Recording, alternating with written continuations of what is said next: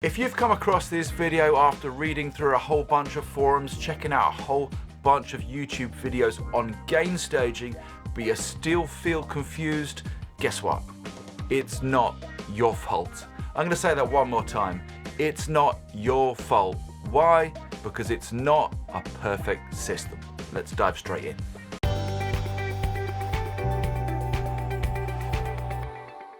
I'm going to kick things off by breaking the typical YouTube protocol and giving you the solution to the problem right at the top of the video. I get it, if you want this packed super simply, you want to get on with your gain staging, your mixing, here's the thing. Just turn everything down. We no longer work in analog, we don't have to worry about a noise floor, just turn everything down and you're going to be fine. But if you want it unpacked a little bit deeper, let's talk about what causes a lot of the confusion and why it's not a perfect system.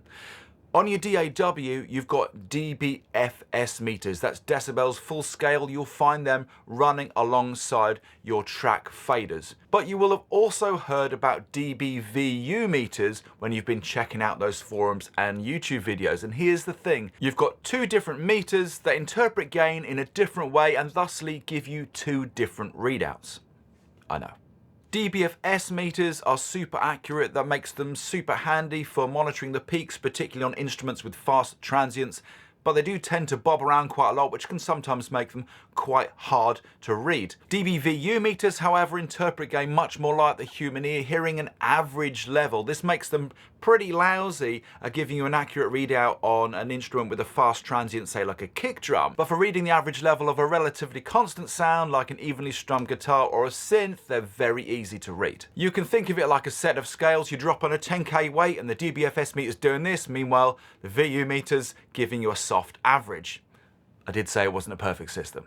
At this point, let's ask ourselves a question. Why should we be gain staging at all? And here's three reasons. Firstly, to avoid digital clipping, and if that incurs on a mix, it's gonna sound horrible. Secondly, to optimize analog styled plugins that we may be using in our mix. If you check out the manuals on these plugins, they'll often say they've been designed very faithfully to the original hardware to be working at their best when they're receiving a signal around -18 dBVU. And thirdly, to keep our faders closer to unity, closer to zero, where the dB increments are greater.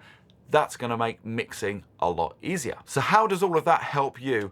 Well, here's what I do. I ask myself the question, what's most important? And by far and away, the thing that I want to avoid is digital clipping in my mix, because it's going to sound horrible. Yes, I'd like my analog plugins to be optimized and working at their best, but if they're not quite there, I don't think it's going to be a mix breaker. So when gain staging, the most important thing for me is to check for hot signals and tracks that are potentially clipping. And the tool I'm going to reach for is the dBFS meter to accurately monitor those peaks. Let's dive into the DAW.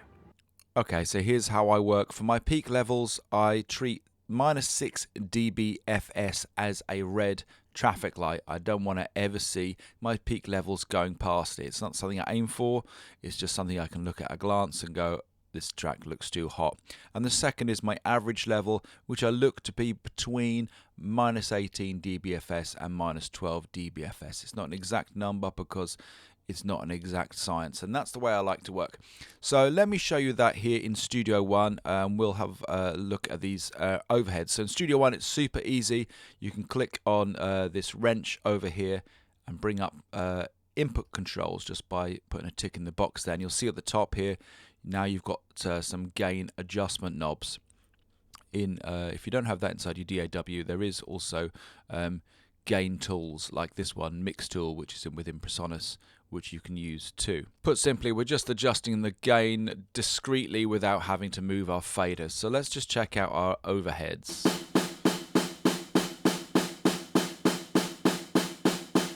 So in the section here, averaging somewhere around -12 and maybe peaking a little bit higher, but this is why it's so important to go to a part of the song where it's going to be at its loudest. So let's just go before a chorus. Okay, we've got a drum fill. Let's just check that out one more time. See, it's peaking close to -6, and it's regularly getting hotter than -12. So I'm just gonna want to turn these overheads down. So I'm gonna reach for my gain tool. Let's just go back to that section again.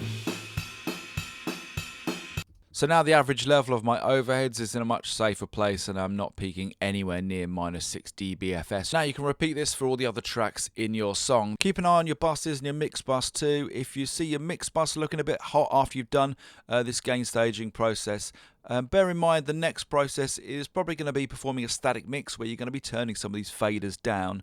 So just check on the gain levels of the mix bus after you've done that process. If you want to learn more about gain staging, I have a free 7 steps mix method guide. You can grab it right now from the link below this video. Gain staging is also covered in all of my courses, and I'm going to offer you 10% off those courses right now with YouTube coupon code YouTube10. You can check out my courses again from the link below this video. Don't forget to like and subscribe up here on YouTube, but most importantly, go and have yourself a great day.